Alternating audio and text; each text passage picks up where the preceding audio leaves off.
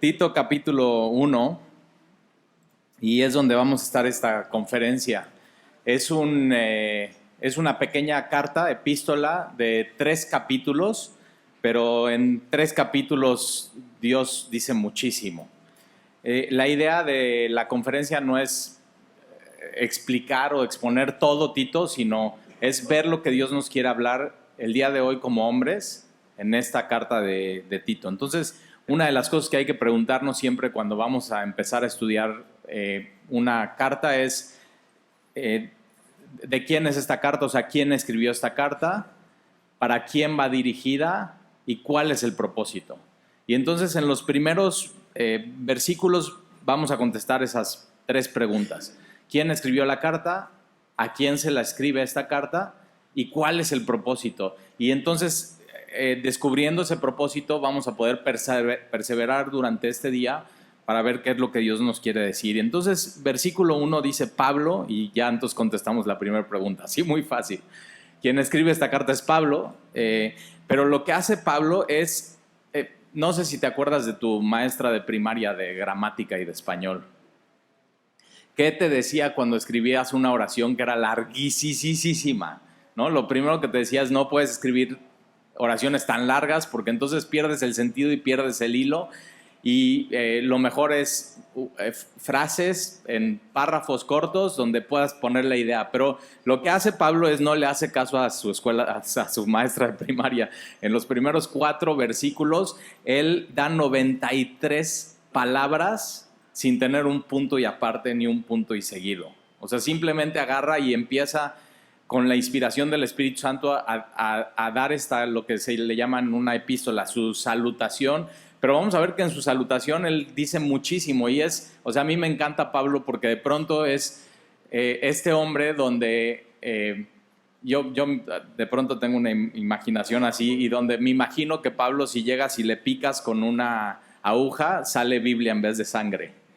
Y de pronto eso es lo que tenemos que buscar, ser esos hombres donde la palabra de Dios more en abundancia en nuestros corazones. Y lo primero que vemos en su salutación, y me gustaría leerla contigo primero seguido, o sea, esas 93 palabras, y de ahí poder ir desmenuzando su salutación y ver qué es lo que Dios nos quiere decir en algo tan sencillo como la introducción a esta epístola. Entonces dice Pablo, siervo de Dios y apóstol de Jesucristo, conforme a la fe de los escogidos de Dios y el conocimiento de la verdad que es según la piedad, en la esperanza de la vida eterna, la cual Dios que no miente, prometió desde antes del principio de los siglos y a su debido tiempo manifestó su palabra por medio de la predicación, que me fue encomendada por mandato de Dios nuestro Salvador a Tito, verdadero hijo en la común fe.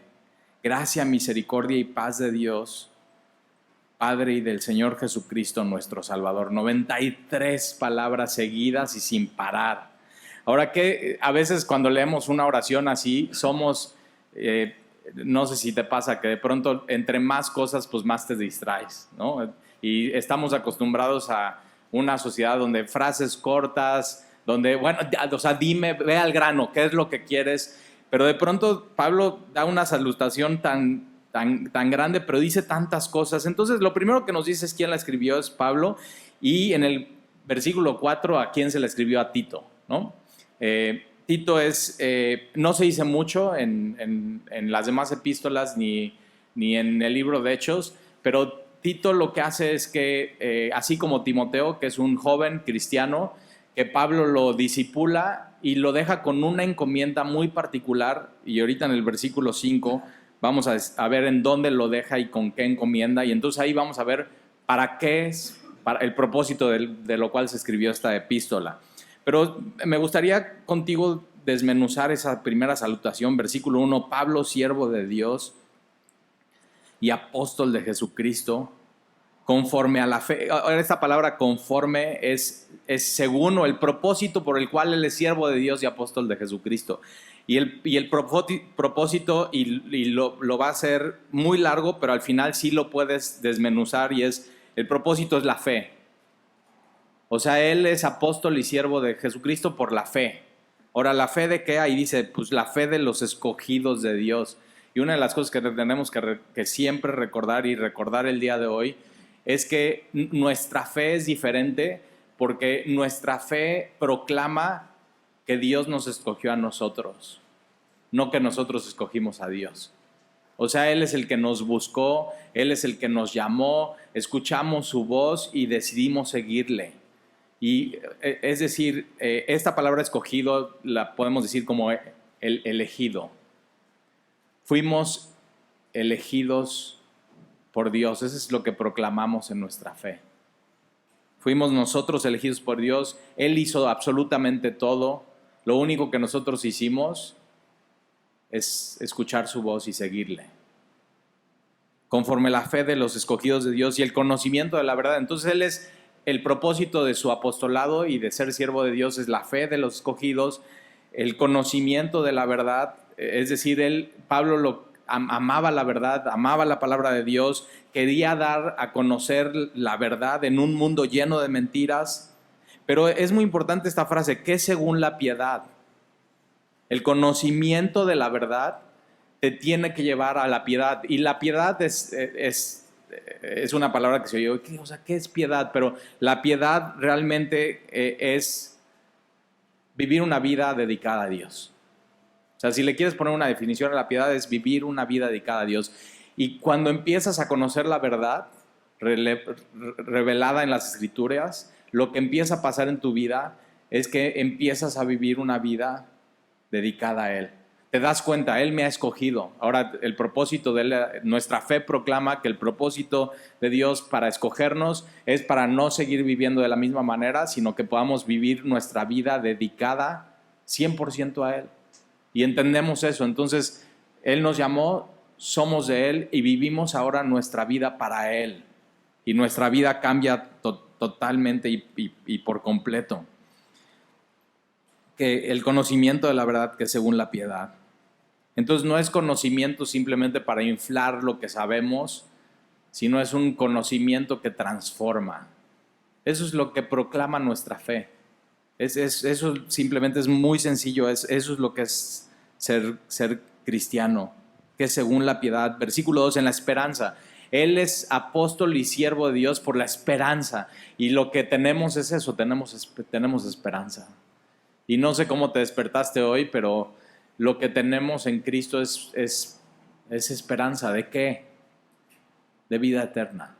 Y ahí lo dice muy bien Pablo, la esperanza de la vida eterna.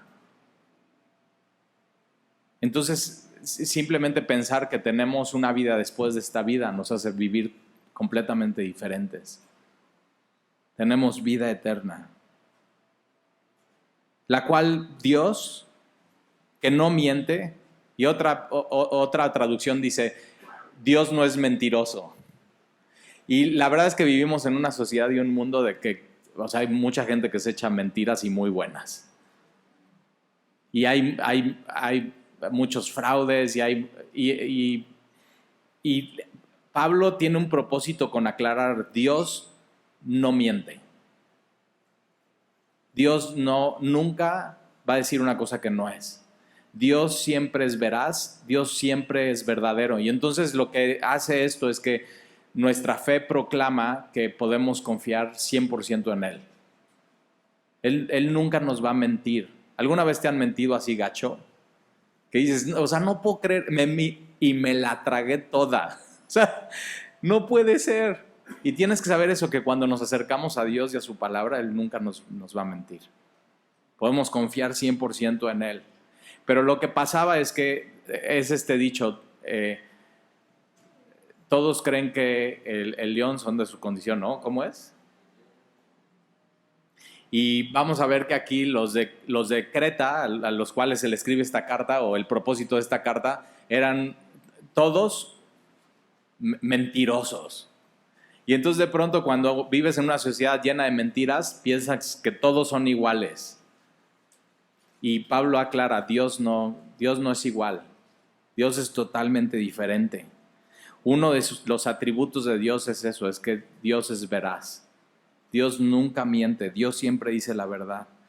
Entonces, la cual Dios que no miente prometió desde antes del principio de los siglos y a su debido tiempo manifestó su palabra Pablo, el objetivo de ser siervo de Dios y apóstol de Jesucristo es la palabra. Y a su debido tiempo manifestó su palabra por medio de la predicación que me fue encomendada por mandato de Dios nuestro Salvador. Y si subrayas tu Biblia, esta es una frase muy importante para subrayar: Dios nuestro Salvador. Nuestra fe proclama que tú no te puedes salvar a ti mismo, sino el único que te puede salvar es Dios mismo. No hay nada que puedas hacer para redimir tu alma. No hay nada que puedas hacer para limpiar tus pecados. No hay nada que puedas hacer para quitar tu culpa. Eso lo hace Dios. Dios es nuestro Salvador. Y eso es lo que creemos y eso es lo que proclamamos. Dios nuestro Salvador. Ahora, ¿por qué es tan importante esta frase? Porque esta frase se repite en el capítulo 1, en el capítulo 2 y en el capítulo 3. ¿Por qué la repetición? Para que nos quede claro, Dios es nuestro Salvador. Y no solamente para eso, sino va a manifestar esto, algo mucho más profundo que te quiero enseñar aquí, que se repite en el capítulo 1, en el capítulo 2 y en el capítulo 3. Versículo 4, a Tito, verdadero hijo en la común fe. Ahora, cuando dice la Biblia que alguien, o sea, él es verdadero hijo en la común fe, quiere decir que te puedes encontrar con falsos hijos en la fe. O sea, gente que dice que es cristiana y que no es cristiana. Y una de las cosas que yo he aprendido en mi caminar con el Señor es que el tiempo al final revela quién está caminando con Dios y quién no. Y no por lo que proclama, y es parte de lo que vamos a ver en la carta, sino por cómo vive. Alguien puede llegar a la iglesia, y tienes este dicho también, ¿no? De lengua me como un taco. O sea, tú puedes decir que eres cristiano, tú puedes decir que Dios es tu Salvador, tú puedes decir que ya naciste de nuevo, pero si realmente no hay un cambio en tu vida, como lo vamos a ver aquí en el capítulo 1, es decir, si tú dices que tu fe es sana, tu vida tiene que haber sido y tiene que seguir siendo transformada. Si no, de lengua me como un taco. Y entonces dice, Él es mi verdadero hijo. Esta palabra verdadero es auténtico. Y lo auténtico, otra vez, lo auténtico se prueba con el tiempo. Aquel que persevera, aquel que permanece, aquel que sigue, aquel que dice que ama su palabra y la sigue amando después de pruebas y tiempo y de estar semana tras semana en la iglesia y de discipularse y que sigue amando y de pronto ama más y más la palabra. Aquel que está caminando y que hay evidencia que está caminando con el Señor, aquel que su vida es transformada. Y una de las cosas que tenemos que hacer hoy como hombres aquí en este lugar es, ok, ¿cómo está mi vida? ¿Cómo está mi vida? O sea, hemos venido aquí a pasar una mañana juntos, pero no nada más escuchar predicación, órale, o sea, no, vamos a pensar. Vamos a poner nuestra vida delante de su palabra. Vamos a que su palabra arroje luz a mi vida y a mi alma para ver cómo estoy. Su palabra es un espejo y nos muestra. Cuando algo no es verdadero, esta palabra verdadero es auténtico. Cuando algo no es auténtico, ¿alguna vez has ido a la Fayuca a comprar algo? Y cuando te lo venden, dices, no, o sea, todo es igualito. O sea, tiene un tenis, vas a comprar un tenis. Y dices, o sea, todo igual, es más, huele hasta lo original, o sea, piel. Y tiene los mismos logotipos y tiene, o sea, absoluto, es igual. No se puede ver la diferencia. Pero ¿cómo te das cuenta de la diferencia? Es poniéndote el tenis y usándolo. Y lo falso, lo falluquero del tenis, se va a ver después del tiempo de caminarlo. Y entonces, ¿qué es lo que pasa? Se empieza a desgastar un poco. Y no solamente eso, sino te quitas el tenis y dices, o sea, apesta. O sea, esto es puro plástico. Esto es totalmente falso, no es auténtico. Y nuestra vida entonces empieza a revelar cómo estamos, si somos realmente auténticos seguidores de Jesús o no, cuando la caminamos. no cuando hablamos, no cuando proclamamos, sino simplemente cuando vamos caminando y decimos, oye, como que esto no es. Entonces, puedes hoy decir, o sea, estas semanas, estos meses, estos años que he venido proclamando que estoy siguiendo al Señor, ¿realmente he visto cambios en mi vida o ha salido lo que no es, o sea, lo que no es simplemente auténtico? Y Tito es un verdadero hijo en la común fe, y Pablo lo que hace es ora por Tito en una frase, en una bendición. Y si tú tienes hijos, esto es algo que puedes orar por ellos. 3 palabras: gracia. O sea, el favor de Dios inmerecido para nuestros hijos. Señor, que tu favor esté sobre ellos, que tu bendición esté sobre ellos, y no solamente gracia, sino misericordia. Señor, no le des a mi hijo lo que se merece. O sea, piensa en eso. O lo puedes orar por ti. Señor, dame tu gracia, dame tu favor inmerecido. Dame hoy tu bendición, Señor. Y apelo a tu misericordia. Nunca apeles a Dios, Señor, mira qué bien me fue esta semana y qué bien me porté. Mira todas las cosas buenas que hice, porque, o sea, sabes que eso no funciona, porque cuando tienes una buena semana, ahí viene la racha mala. Apela a su misericordia y di, Señor, da tu gracia, tu misericordia. No, Señor, gracias por no darme lo que merezco. Y la Biblia claramente dice lo que merecemos, la muerte, y no nos dio la muerte, nos dio vida eterna, nos dio esa esperanza. Gracia, misericordia. Y lo tercero que viene es lo que el mundo está buscando y no encuentra: paz.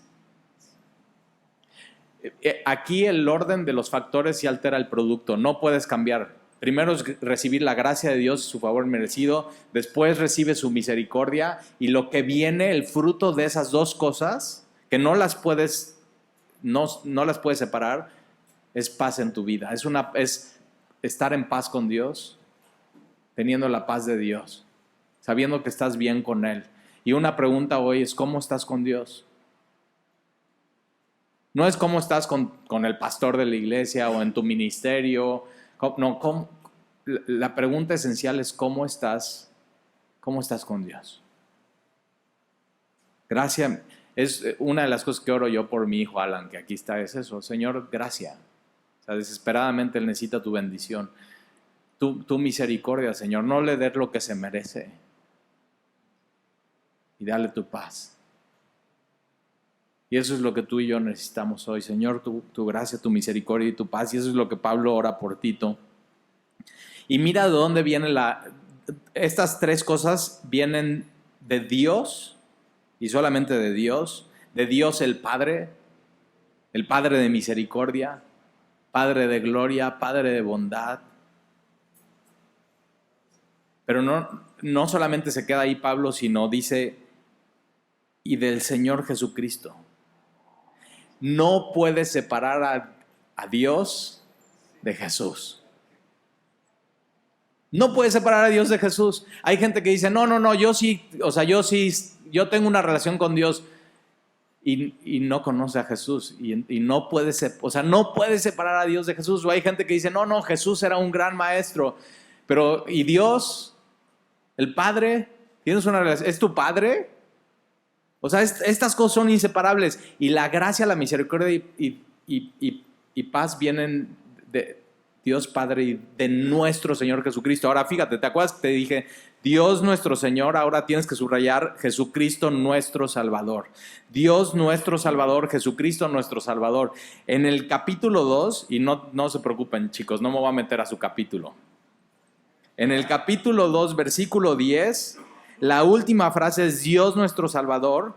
En el versículo 13 del capítulo 2 es gran Dios y Salvador Jesucristo. En el capítulo 3, versículo 4 es Dios nuestro Salvador. En el capítulo 3, versículo 6, la última frase es Jesucristo nuestro Salvador. 3 veces se repite: Dios nuestro Salvador, Jesucristo nuestro Salvador. Dios nuestro Salvador, Jesucristo nuestro Salvador. Dios nuestro Salvador, Jesucristo nuestro Salvador. Y no, ¿te acuerdas de tu clase de lógica? o por lo menos de matemática lógica, X es igual a Y, Y es igual a Z. Entonces, ¿te acuerdas de eso? Fíjate cómo se ve eso aquí. Cada capítulo se repite. Dios nuestro Salvador. Jesucristo nuestro Salvador. Entonces la lógica es que Jesucristo es Dios.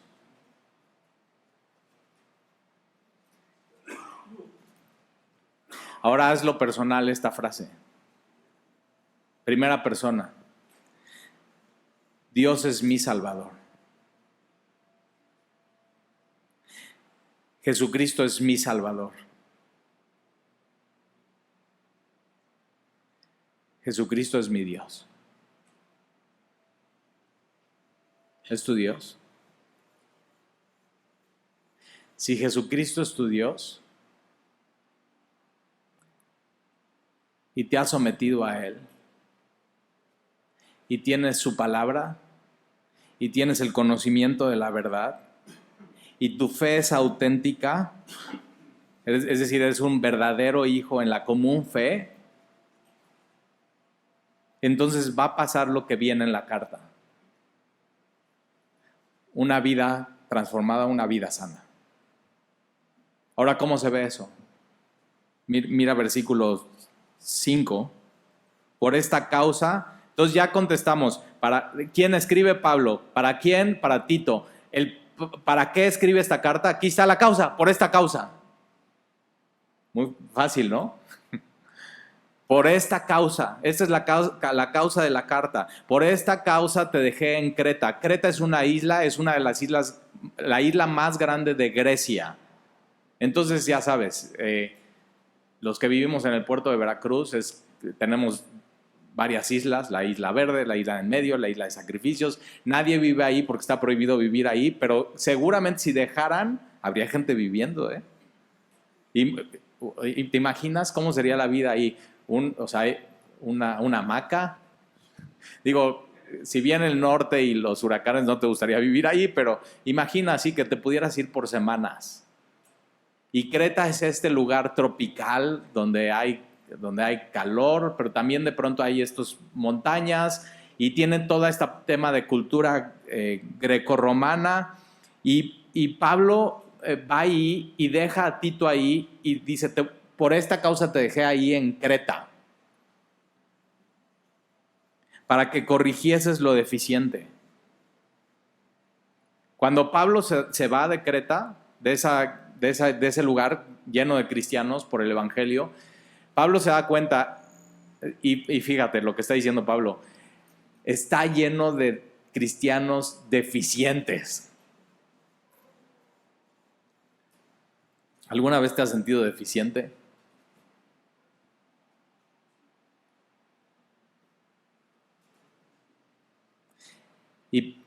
Y lo que nos corrige en la vida es su palabra. Si alguna vez te has sentido o te sientes deficiente, esta parte de deficiente es como que has dejado cosas a un lado, que sabes. O sea, cosas a un lado que sabes. Y Pablo deja a Tito para que corrija lo deficiente. Este año yo me he dado cuenta de muchas deficiencias en mi vida. Deficiencias físicas, ¿no te pasan? Entre más grande eres, más...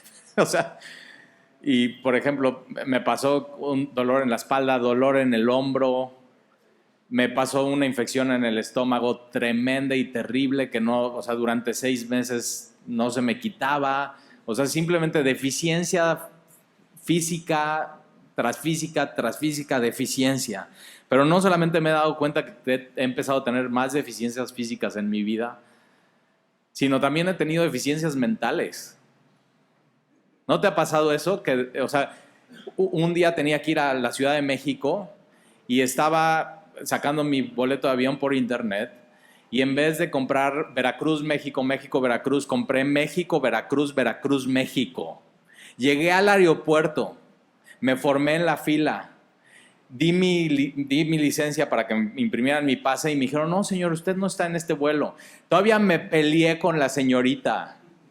¿Cómo no voy a estar en este vuelo? Yo lo compré, aquí está mi número de confirmación. Y después de 3 minutos de checar el sistema me dijo, señor, usted compró México, Veracruz, Veracruz, México, y esto es Veracruz. No, nunca te ha pasado así que dices, nunca me había pasado eso. Cosas se te empiezan a olvidar.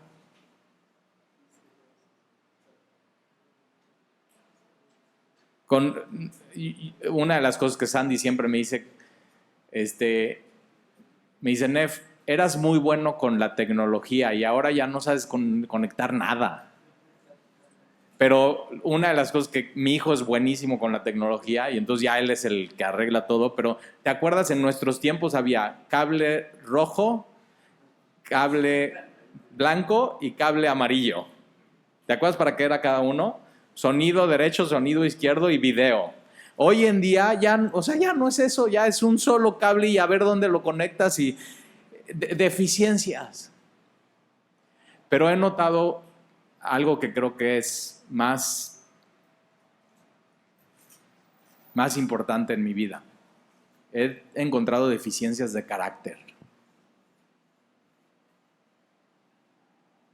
Y Pablo le dice a Tito, te dejé ahí para que corrijas las deficiencias. El problema no es tener deficiencias.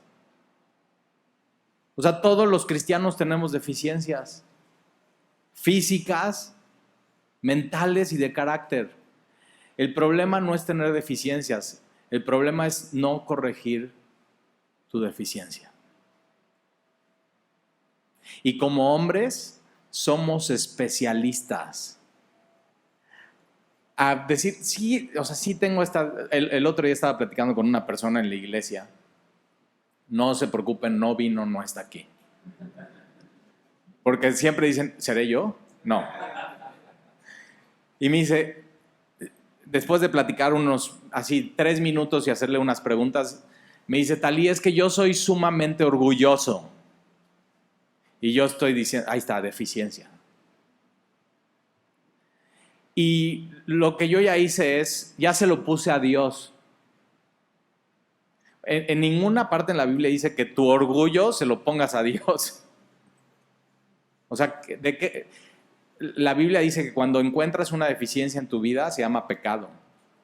Y Jesús dice que si encuentras un pecado en tu vida tienes que arrepentirte. Es decir, tienes que tratar con tu pecado. Y en la vida cristiana, todo esto que leímos exige un cambio. Y de pronto cuando tú te das cuenta que tienes deficiencia, aunque ya sé que tienes maestría y doctorado en tratar de vivir con esa deficiencia, el cristianismo exige que tienes que cambiar eso. Y entonces lo opuesto a orgullo es humildad. Y la Biblia dice todo lo que necesitas saber acerca de la vida y la piedad. Cómo vivir una vida dedicada a Dios. La Biblia tiene todo eso. Y entonces le dice, por esta causa te dejé en Creta para que corriges lo deficiente y establecieses ancianos en cada ciudad, así como yo te mandé. Ahora, ¿por qué necesitaban ancianos? Porque había muchas deficiencias y los ancianos tenían que corregir las deficiencias de las personas. ¿Con qué? Con la palabra. Con la palabra de Dios. Es lo único que te puede corregir, es lo único que te puede cambiar. Y versículo 6, el que fuera irreprensible, es decir, sin tache, no quiere decir que no tuviera deficiencias, sino que en el momento que detecta una deficiencia, la cambia. Eso es. El que fuera irreprensible, marido de una sola mujer, tenga hijos creyentes que no estén acusados de disolución y rebeldía. Tres cosas. Y no es una conferencia de pastores, es una conferencia de hombres. Entonces no vamos a hablar de los requisitos de un pastor, sino vamos a hablar por qué en esta isla necesitaban estos 3 requisitos de un pastor. Irreprensible, que si encuentra el pastor deficiencias, trate con ellas y las corrija. Número 2, esposo. Número 3, papá. Porque los problemas graves de Creta, y no solamente de Creta, sino de Jalapa y de Veracruz y de Puebla, son estas tres cosas. Irreprensible es deficiencias de carácter y en tu relación con Dios. Número 1. Número 2, como esposo. ¿Nunca te has sentido un esposo deficiente? Y número 3, como papá. ¿Nunca te has sentido que como papá, híjoles, no, o sea, como que no das el ancho? Y entonces Creta necesitaba estos pastores con estas tres cualidades para ministrar a su pueblo y corregir las deficiencias. Ahora me encanta eso porque da mucha esperanza a este pasaje, porque entonces si tú estás aquí y eres cristiano y tienes deficiencias, hay esperanza. Si tú estás aquí y eres cristiano y eres marido y te sientes deficiente, hay esperanza. Y si tú estás aquí y eres papá y te sientes deficiente, hay esperanza. Para que corrijas. Entonces el chiste no es reconocer tus deficiencias, sino es en el momento que te las reconozcas, ¿qué vas a hacer con ellas? No se vale decir, ya se lo puse a Dios. No se vale decir, es que siempre yo he sido así. Porque el cristianismo exige un cambio en tu vida. Ahí se va a ver si eres un cristiano auténtico o falluca. Ahí se va a ver en tu vida. ¿En qué vas a hacer con tus deficiencias? Y ve pensando en ellas. Las físicas ya te las sabes. Las mentales ya también, o sea, todo el tiempo se te va el avión, pero las de carácter. Las de carácter. Entonces son tres cosas personales que tienen que ver con tu relación con Dios en tu matrimonio. Dice marido de una sola mujer. Por supuesto, los matrimonios, los hombres tienen que tener solamente una esposa, eso toda la Biblia lo enseña, pero está hablando de fiel, un marido fiel. Y lo que Dios nos pide es eso, que seamos fieles a nuestro llamado como maridos. Que amemos a nuestras mujeres como Cristo amó a la iglesia, que las honremos, que no seamos ásperos con ellas, que las escuchemos, que tengamos una buena comunicación, que las lavemos con la palabra, que las hagamos sentir puras. Y dices, Talí, ya me siento deficiente. Ahora fíjate, ¿alguna vez has escuchado eso de que las prioridades bíblicas, que posiblemente tu vida está mal porque no tienes bien las prioridades? ¿Has escuchado eso? En Semilla lo enseñamos. Prioridad número 1, Dios. Prioridad número 2, tu esposa. Prioridad número 3, tus hijos. Prioridad número 4, tu trabajo. Prioridad número 5, tu ministerio. Eso es una manera de verlo vertical. ¿Ok? Pero tiene un problema esto, porque cuando dices, no, es que mis primeras prioridades las tengo bien, pero ¿qué tal si dejas mal la última? Entonces estás siendo deficiente. Estás quedando corto en tu vida y tienes que tener mucho cuidado con eso. Pero si te das cuenta, estas tres cosas que vimos son el activo más importante que tienes como hombre en tu vida. Número 1, tu relación con Dios. Lo que te hace intachable es Dios, es tu relación con Dios. Es el único que puede cambiar tu carácter, tu relación con la palabra. Número 2, tu relación con tu esposa. Y número 3, tu relación con tus hijos. Es el activo más importante que tenemos. Entonces, fíjate, quisiera proponerte algo. No lo tomes como prioridades, sino en vez de tomarlo como de manera horizontal, ¿por qué no lo tomas de manera vertical? Y entonces tomas y dices, ok, aquí está mi carácter, mi persona, lo que soy yo. Después al lado pongo mi matrimonio, mi esposa. Y después al lado pongo mis hijos. Y arriba pongo a Dios. Que Dios tenga la supremacía en cada uno.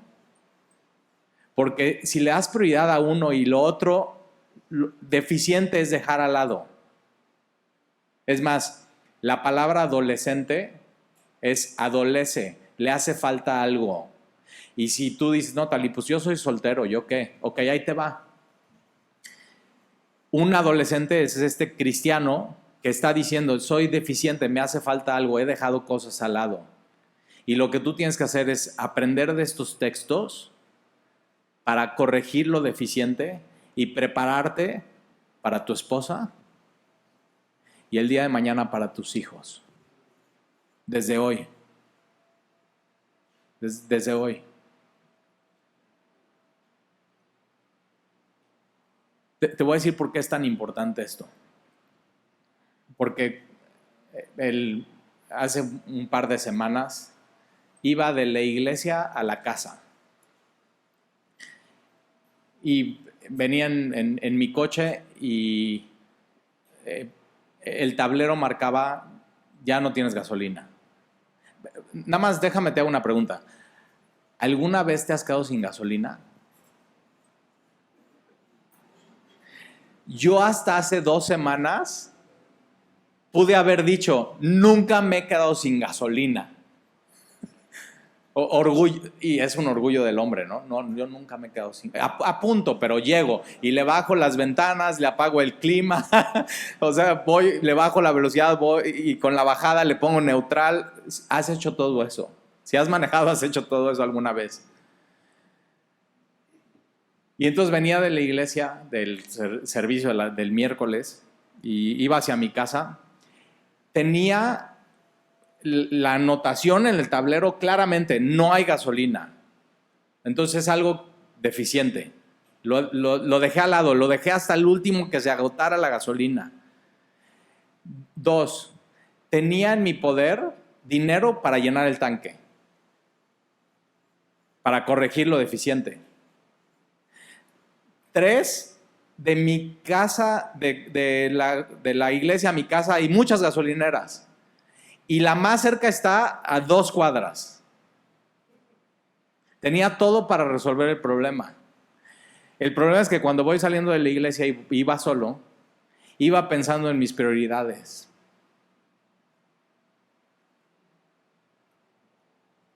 Y posiblemente tú en los últimos meses has tenido una prioridad en tu vida. Ya has dicho, no, esto es mi prioridad, aquí le voy a poner atención, aquí...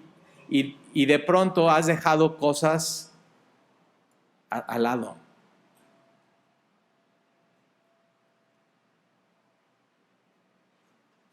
Y entonces voy hacia mi casa y voy pensando en mis prioridades y paso la gasolina, la veo de reojo y me acuerdo ya cuando pasé por ahí. Y en el carril de en medio... Si nunca te has quedado sin gasolina, se siente horrible. Porque literal se apaga el coche por completo y los coches nuevos con todas las tarjetas electrónicas, todo empieza a fallar.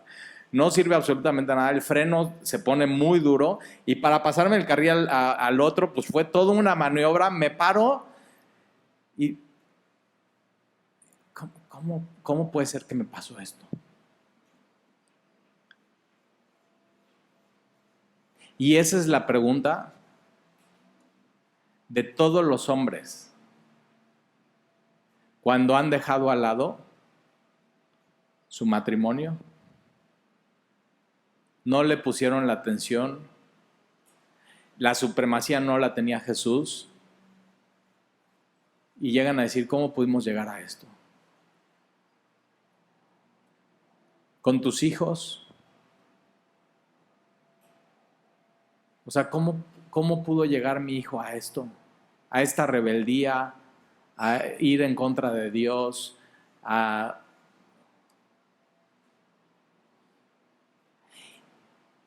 y en tu relación con Dios. Yo sabía que era orgulloso y siempre lo supe, pero no hice nada para corregirlo. Y un cristiano que no está creciendo a la estatura de Jesús es un cristiano que está yendo para abajo, está decreciendo. ¿Qué has dejado al lado en tu vida? Que sabes, eso está deficiente, que tienes que corregir hoy.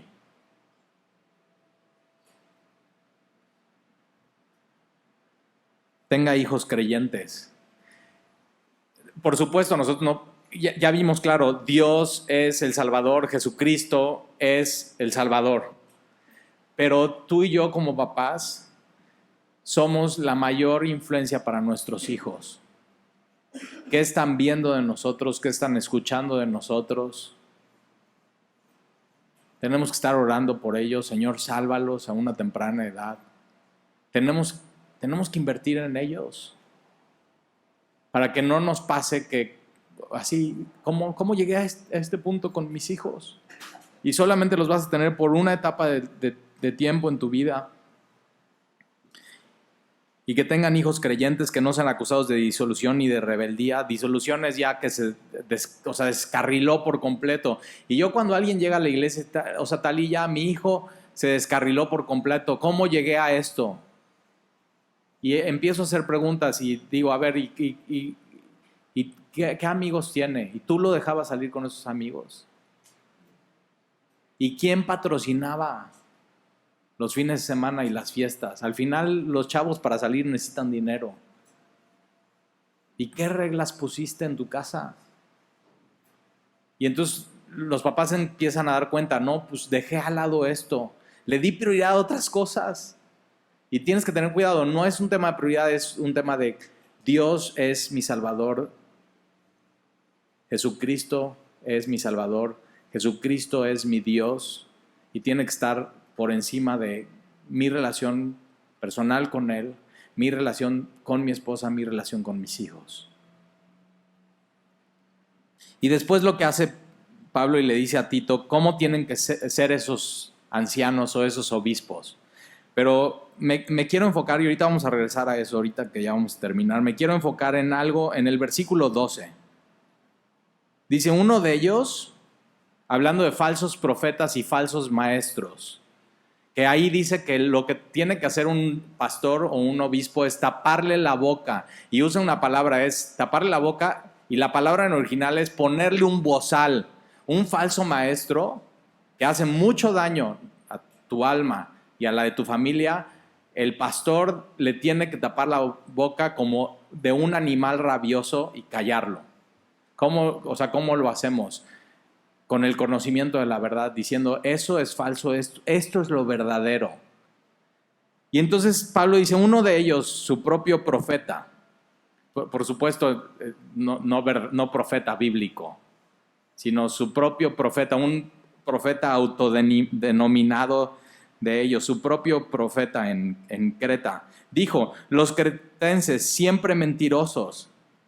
Entonces ahí te das cuenta por qué Pablo dice, Dios nunca miente, los de Creta siempre mienten. Ahora, déjame te hago una pregunta, ¿algún día has dicho una mentira? 2. Cuando alguien roba, una vez dicen es un ratero. Ahora, cuando alguien miente, ¿qué es? Un mentiroso. Y este profeta de ellos dice, los cretenses son siempre mentirosos. Ahora, ¿qué tenía que corregir Tito en los cretenses? Que no sean mentirosos. Y perdón que te lo diga, pero yo conozco gente que dice que es cristiana y son unos mentirosos. Y no dicen la verdad completa. Y una vida con sana doctrina, conociendo la verdad, te lleva a siempre decir la verdad sin importar las consecuencias. Siempre decir la verdad sin importar las consecuencias. Y dice, un profeta dice que son siempre mentirosos. En Veracruz decimos cábula. No seas cábula, porque siempre así con sus rollos y nada más le quieren dar la vuelta y siempre mentirosos. Malas bestias. En Veracruz decimos a la bestia. Pero aquí mala bestia es un animal. Es una bestia. ¿Alguna vez te ha dicho así tu esposa? O sea, ya eres una bestia. Y este profeta dice, sí, los de Creta son siempre mentirosos, son unas bestias, son como un animal, nada más son hombres peligrosos. Nada más, o sea, hacen daño a su familia, a su esposa. Ve cómo le habla, ve cómo la trata. Bestia. ¿Alguna vez has hecho llorar a tu esposa?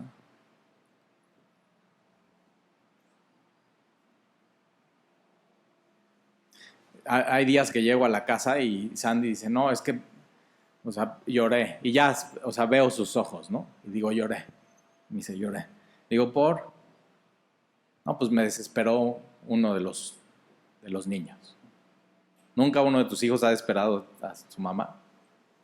Por necio, por duro, cabeza hueca, así.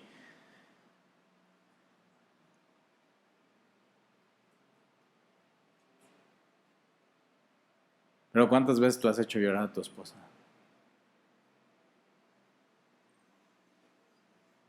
Por necio, por duro, por cabeza hueca, porque llegas del trabajo y llegas cansado. Bestia. Perdón, Señor. Yo he tenido que humillarme delante de mi esposa y decir, mi amor, perdón, ¿no? O sea, no sé cómo llegamos a esto, no sé cómo te desesperé y te hice llorar. Perdóname. Y perdón, Señor. Perdóname.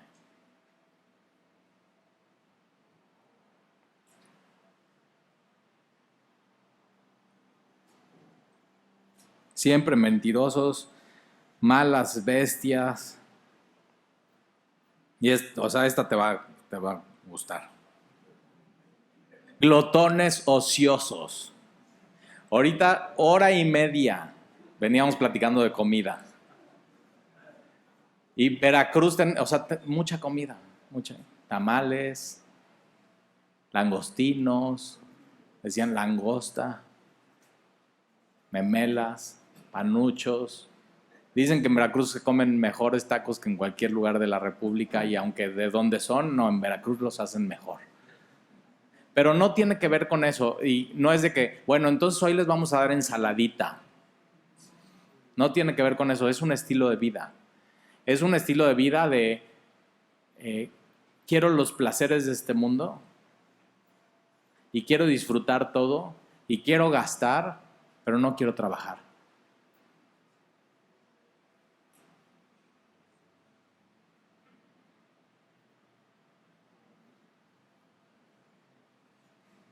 Y esto lo dice un profeta, ¿no? Nosotros en Veracruz tenemos varios profetas como este Agustín Lara, ¿no? Sus canciones que hablan de Veracruz. O hay una nueva canción de Natalia Lafourcade, ¿ya la escuchaste? Que habla de Veracruz, mi tierra veracruzana. Si no la escuchaste, escúchala. Pero habla mucho de lo que somos en Veracruz. Y así dice, mi tierra veracruzana solo quiero tomar café. Y dices, y de ímpetus, o sea, bueno. Y ahí estás. Pero fíjate, o sea, cómo de veras hay gente que se levanta y son profetas hablando a la cultura y diciendo, vean lo que son. Y es una bonita canción, pero dice, en mi tierra veracruzana solo quiero tomar café, un poquito de azúcar y caña y solamente quiero mover los pies. Diversión. Es un estilo de vida. Ver la noche desde una hamaca, glotón ocioso, ay, pues en Veracruz ese calor, está bien no trabajar, pero cómo quiero salir y divertirme y comer y gozar. De mañana solo cantar y tenemos miles de así cantantes y músicos en Veracruz. O sea, levantas una piedra y sale un músico. Pero solamente quieren cantar. En las iglesias es un problema. Solamente quieren cantar, no quieren servir en nada más. No levantan una silla, no recogen la basura, no limpian los baños, solo cantar. Y tiene una frase la canción que ayer se la puse a mi hijo Alan y a Ángel y les dije, tiene una grosería, pero no la repitan. Y mi casa para flojear. Dice otra palabra. Pero fíjate cómo Natalia Lafourcade está diciendo eso es Veracruz. Y luego dice café con pan. Muchas veces, café con pan, café con pan. Y yo digo, ¿para qué? O sea, si has notado una deficiencia en tu cuerpo y no puedes servir bien a tu esposa, y sabes a lo que me refiero, y no puedes servir bien en la iglesia y no te ayuda en tu trabajo, ¿para qué sigues comiendo más pan? Pan y azúcar y café y pan y pan. Pues es que soy de Veracruz. Y fíjate lo que hace, o sea, tú escuchas esta canción y dices, sí, cierto. Y ve lo que hace Pablo. Dice, este profeta está diciendo, son en Creta todos mentirosos, malas bestias, comilones, flojos. Es decir, prefieren vivir una vida echados, jugando juegos. Y hay un juego ahí que se llama Fortnite. Y que todo el mundo está jugando eso. Y digo, nada más, ten cuidado con eso. El problema de Fortnite es que es demasiado bueno.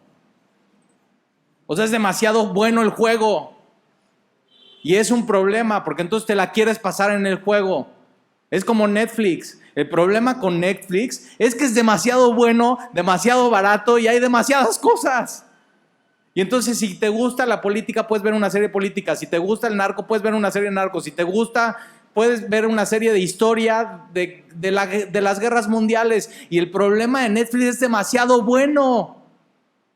Y empiezas a vivir así con Fortnite una vida virtual, con Netflix una vida virtual, y no le estás dando la prioridad a lo que es y estás dejando al lado cosas muy importantes en tu vida. ¿Qué estás dejando al lado? Y una de las cosas que yo hice la semana pasada es tomar mi celular, tenía Netflix descargado ahí, dije, o sea, es demasiado bueno, tengo que borrarlo. Tengo otras cosas más importantes, tengo deficiencias en mi vida, que tengo que poner más atención que a un juego. Ahora fíjate, en el juego de Fortnite hay dos cosas. La vestimenta de los jugadores, que si no tienes la vestimenta correcta, te hacen bullying los demás. Y yo digo, o sea, bullying ahora está virtual. Y compras la vestimenta y compras el baile.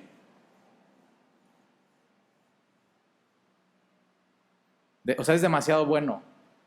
Ese es el problema. Pero estás viviendo una vida virtual. En vez de comprar la vestimenta, ¿por qué no te enfocas en tu vida a vestirte de Jesús? ¿Por qué no aprovechas ese tiempo y lees un buen libro cristiano que edifique tu alma? ¿Por qué no aprovechas ese tiempo y oras? ¿Por qué no aprovechas ese tiempo y haces tu tarea de tus discipulados? ¿Por qué no corriges lo deficiente?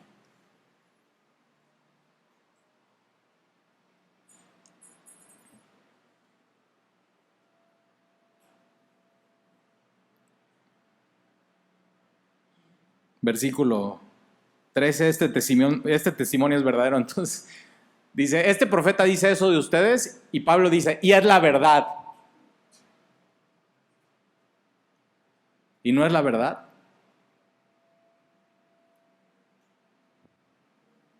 ¿Te das cuenta que sí tenemos cosas que corregir en nuestra vida?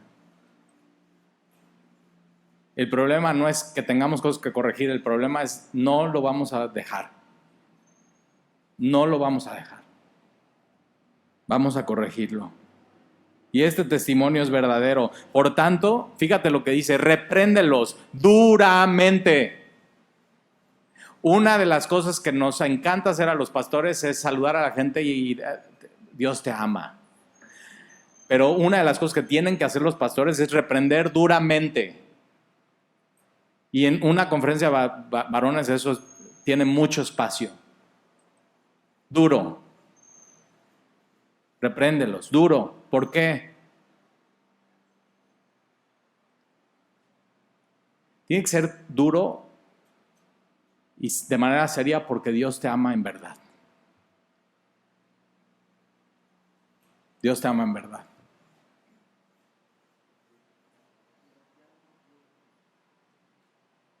Es como un papá con un hijo. Si no le llamas la atención, lo sientas, le dices y eres duro con él, no le estás amando. Y Dios nos ama. Entonces, lo que Dios te hable hoy posiblemente sea duro, pero te conviene porque te ama. Ya no dejes pasar más tiempo. Las cosas que has dejado a un lado, las vamos a resolver aquí. De aquí a las 1, 2 de la tarde, vamos a resolver esto con Dios. Y Dios está esperando en cada uno de nosotros un cambio. Repréndelos duramente para que sean sanos en la fe. Dios quiere que seas sano en la fe. Esta palabra corregir, lo de corregir tiene que ver con nuestra palabra ortopedia, ortopedista es alguien que alinea y arregla los huesos. Y empecé diciendo que una de mis deficiencias era mi hombro, ¿te acuerdas? Y entonces venía con un dolor de hombro de meses. Y estoy así acostado en la cama y le digo, Sant, me duele muchísimo el hombro. Y Sant es muy sabia y me dice, ya te dije que vayas al ortopedista. Ya te lo dije. Pero ¿cuántas veces no nos escucha? O sea, nos encanta eso. Ve al doctor, ve al doctor, ve al doctor. Si tienes eso, ve al doctor, ve al doctor, ve al doctor, ve al doctor. Y nosotros no, pensamos que nos podemos curar solos. Esa es como esta misma idea torpe y necia que pensamos que podemos cambiarnos a nosotros mismos, que podemos salvarnos a nosotros mismos, que podemos nosotros corregir nuestras deficiencias sin hacer nada, simplemente sabiendo que y no se corrige así. Y entonces esta palabra corregir lo deficiente es alinear o acomodar lo que no está bien acomodado. Y entonces por fin Sandy me sacó la cita con el ortopedista, fui con él, es un francés, muy buena onda. Y lo que me hizo es me acuesta en una camilla, me toma del hombro y me dice, respira profundo porque esto te va a doler.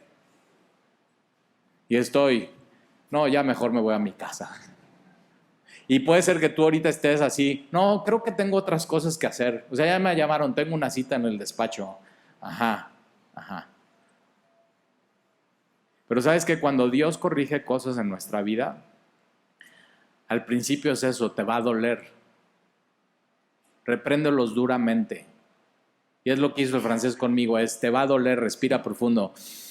Y de pronto así nada más, suelto el aire y dice, y te va a estar doliendo los próximos 3 días, pero vas a estar mejor.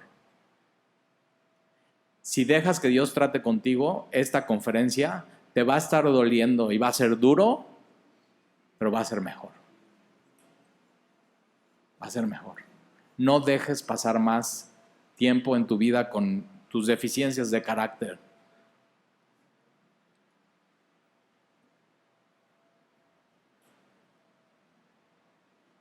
Y fíjate, versículo 15, todas las cosas son puros para los puros. Y Jesús dice, bienaventurados los de puro corazón, porque ellos verán a Dios. Y la única manera de ver a Dios es que Él purifique y limpie tu corazón y que Él te cambie. Es la única manera de ver a Dios.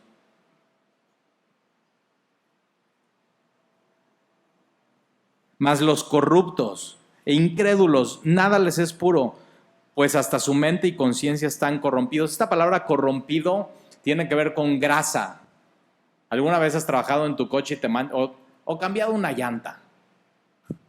Y te manchas todo de grasa y sabes, esto no va a salir fácil.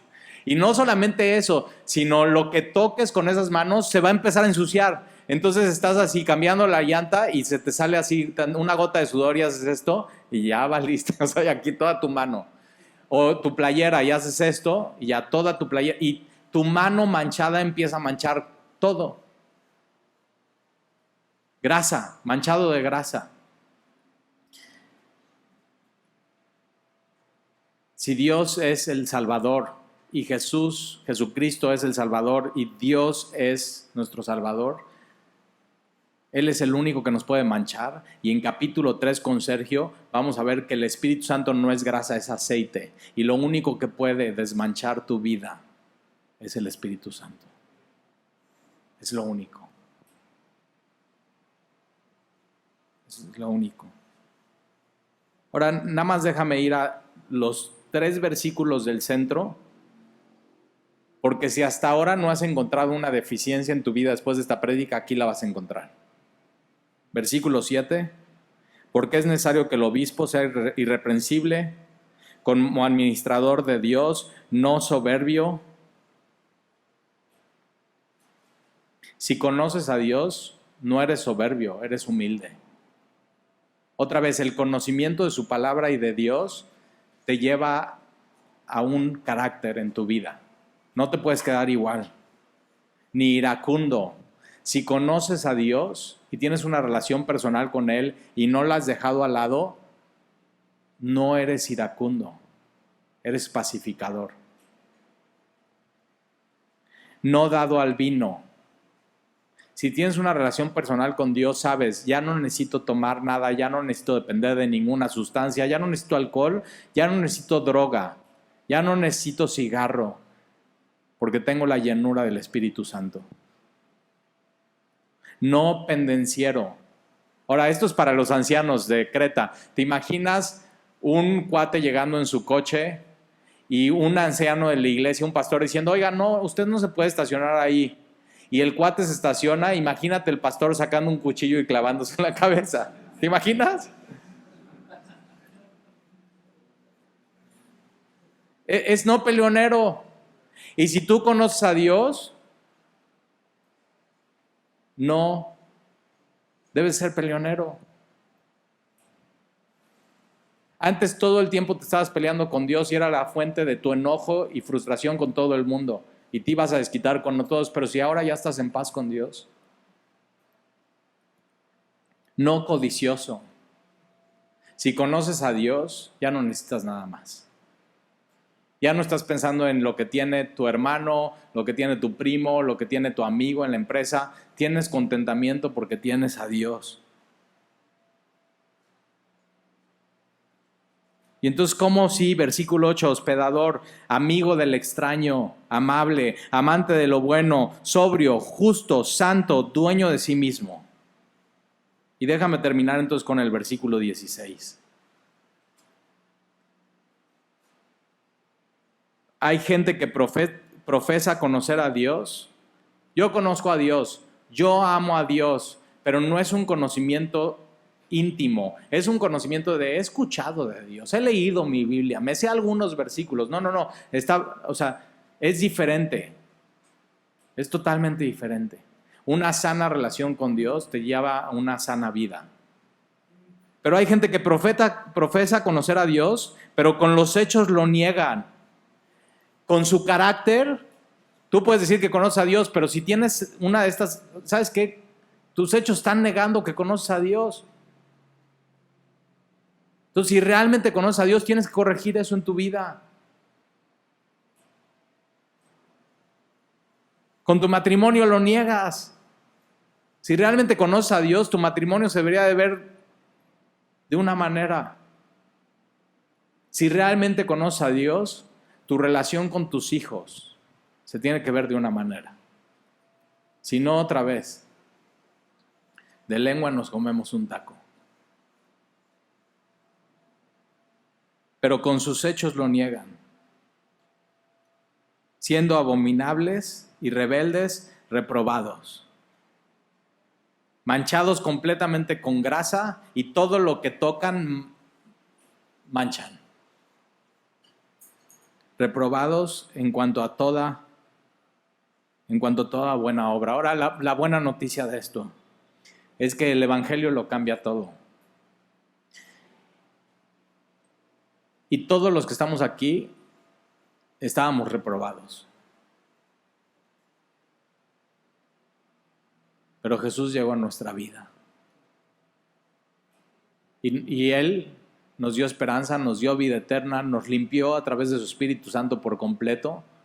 Pero la obra de salvación y el Evangelio no se queda ahí, sino va más allá. Ahora, te doy una noticia. Lo que vas a corregir después de esta conferencia, el próximo año en la próxima conferencia va a haber más cosas que corregir. Lo importante de eso es que estés cambiando. Porque todos hemos sido llamados a cambiar y a ser más como Jesús.